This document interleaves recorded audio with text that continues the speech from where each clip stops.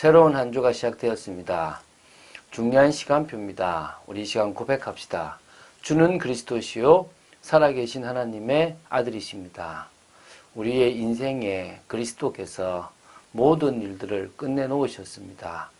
우리는 그 부분을 사실적으로 믿습니다. 그래서 오늘도 예수가 그리스도임을, 그리스도께서 나의 문제를 해결하신 그리스도이심을, 그 그리스도가 내 인생을 피로 값주고 사신 나의 주인님을 고백합니다.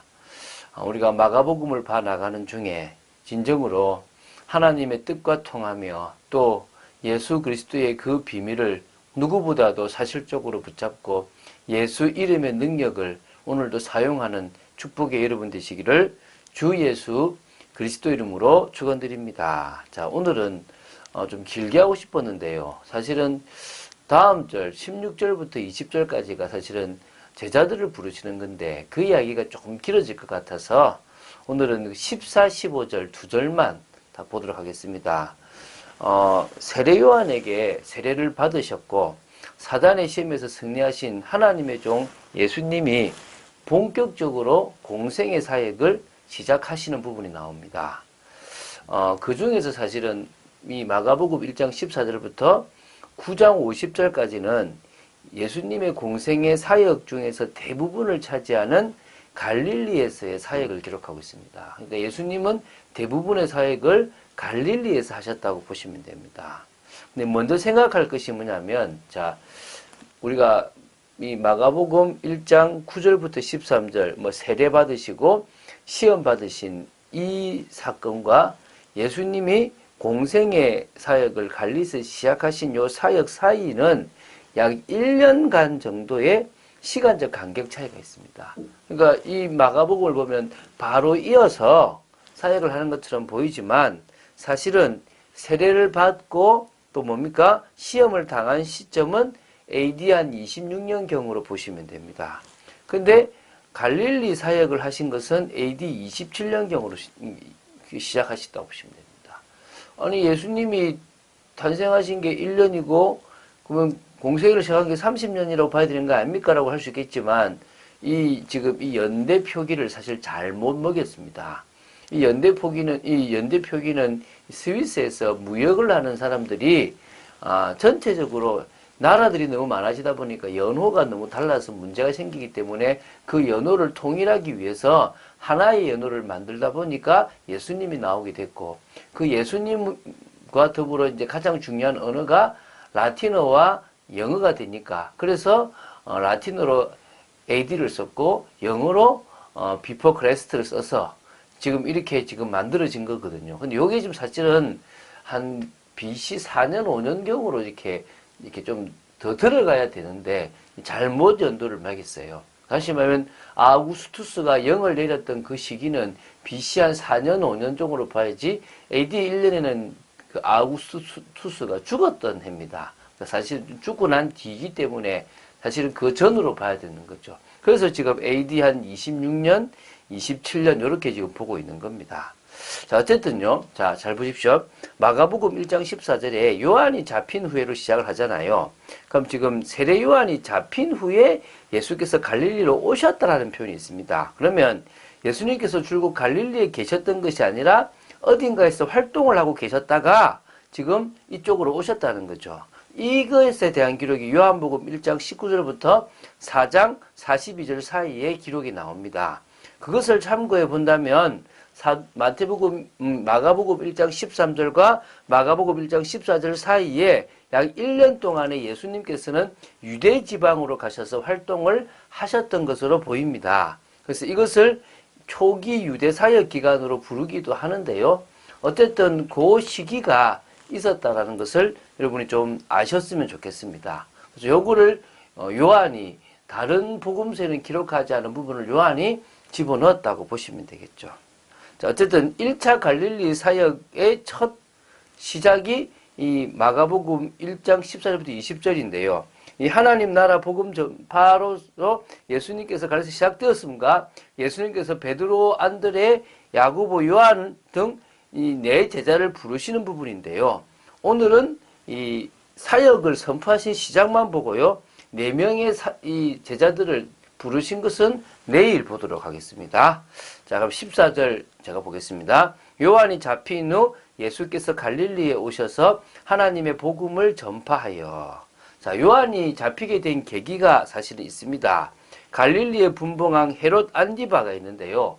그의 이복 동생 빌립의 아내 헤로디아를 자신의 아내로 맞은 어떤 근친상간의 죄를 범했다는 겁니다. 그래서 이것을 지켜봤던 세례 요한이 심하게 헤롯 왕을 그러니까 질책하게 됩니다. 이 질책이 듣기 싫은 헤롯이 요한을 옥에 가두고 말았습니다. 이게 누가복음 3장 19절 20절에 나오거든요. 이것 때문에 사실 요한의 사역은 마감되었다고 보면 됩니다. 왜? 목 잘라 죽거든요. 그래서 세례 요한은 예수님의 선구자였기 때문에 길을 예비하는 역할이기 때문에 그의 사명이 완수된 이후에 그리스도의 사역이 시작되는 것은 당연한 일입니다. 뒤에 제가 마무리로 그 얘기를 좀 하겠습니다. 그래서 지금 요 잡히시던 시간표에 예수님은 유대 지방에서 갈릴리로 오시게 되고 그래서 이제 복음을 전파하십니다. 하나님의 복음을 전파하신 거거든요. 어떤 말씀을 전파했는지 한번 보겠습니다. 이르시되 때가 찼고 하나님의 나라가 가까이 왔으니 회개하고 복음을 믿으라 하시더라. 예수님이 하신 말씀이 이제 이 15절에 나오잖아요. 때가 찼다라는 의미를 말씀하십니다. 상당히 중요한 겁니다. 이게 뭐냐면 구약 시대에 그 작정이 시작됐지 않습니까? 메시아를 보내겠다는 그 작정이 그 작정하신 그 기간이 다 찼기 때문에 이제 그리스도께서 이 땅에 오셔서 당신의 일을 시작하시고 그리스도의 일을 완성할 시간표가 되었던 그 때가 찼다는 겁니다. 다니엘 7장 22절과 에스겔 7장 12절에 나오는 그 때가 찼다는 겁니다. 그래서 후에 사도 바울도 이 갈라디아서에 예수님이 오신 것, 그로 인해서 복음이 전파되는 이 하나님의 경륜에 따라서 된 모든 것이 때가 참으로 이루어졌다라고 선포를 하고 있습니다. 때가 찼다. 중요한 단어를 하고 있는 겁니다. 여러분, 언제 응답받습니까? 때가 차야 됩니다. 언제 하나님의 됩니까? 하나님의 시간표, 하나님의 때가 되어야 되어지는 겁니다. 우리가 성급하지 말고 그 때를 보는 여러분 되시기 바랍니다. 인간은 하나님의 명령에 불순종해서 스스로 타락했지만 하나님은 그들을 구원하시기 위해서 자비로운 계획, 은혜로운 계획을 세우셨고요. 그 정하신 때가 되어서 그리스도를 이 땅에 보내시어서 구속사역, 그 사역을 감당하게 하신 것이라고 보시면 됩니다. 그러면 하나님 나라가 가까이 왔다라고 얘기하잖아요. 이건 역시요, 하나님 나라의 시련이 임박했다는 사실을 강조하는 겁니다.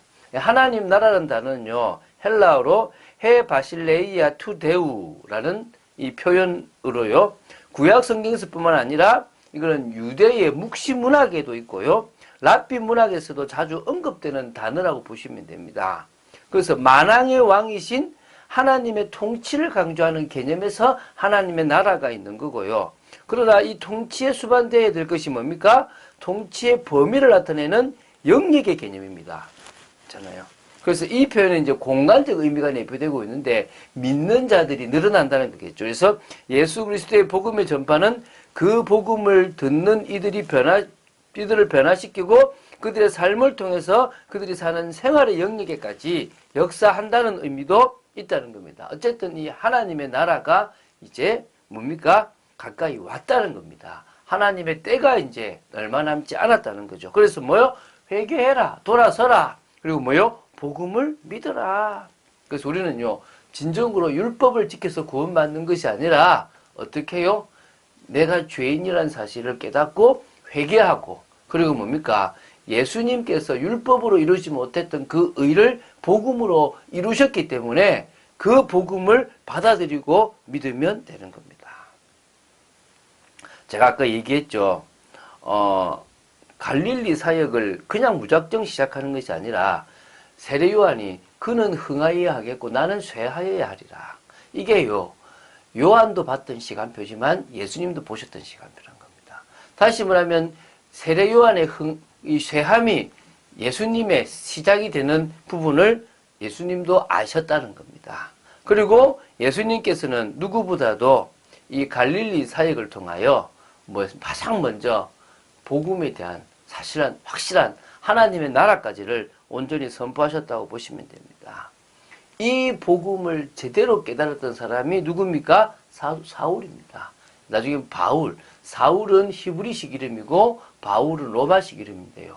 사울은요, 바로 이 히브리식 이름인데 율법과 유대교와 자신의 신념에 가득 차 있던 그 모든 것들을 내려놓고 그리스도를 받아들이고 그리스도를 통해서 하나님의 모든 계획을 다 알 만큼 참된 깨달음이 있었습니다. 그리고 확고한 신앙을 가지고 즉시로 복음을 전하고 일평생 복음을 전하는 축복된 인생을 살게 되었습니다.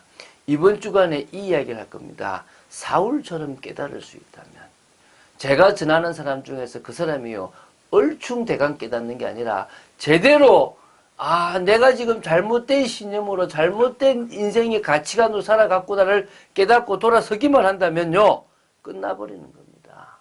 그때 우리는요, 다 내려놓고 주님만 바라보는 영적 서밋의 자리에 가게 되고 이 복음의 능력으로 문화도 바꾸고 기능도 바꾸는 축복들이 일어날 줄로 믿습니다.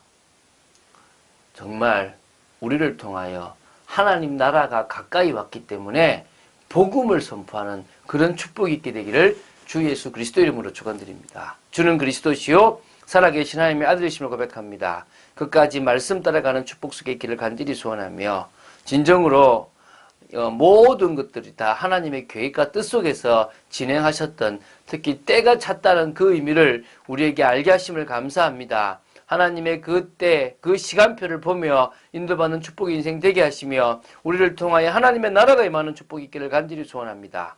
주 예수 그리스도 이름으로 기도드립니다. 아멘.